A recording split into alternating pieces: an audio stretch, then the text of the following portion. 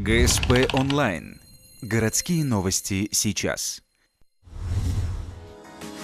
Понедельник, 11:30. На автодороге Ухта-Югер сотрудники ДПС производят массовую проверку водителей. Поводом послужило недавнее ДТП, в котором погибли 2 человека. Цель – выявление водителей в нетрезвом состоянии, а также проверка документов, все ли в порядке. В дежурстве участвуют 8 сотрудников полиции. Они проверяют все автомобили более 3 часов.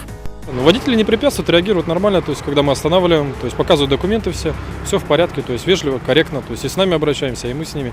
То есть нет никаких сопротивлений со стороны владельца транспортных средств.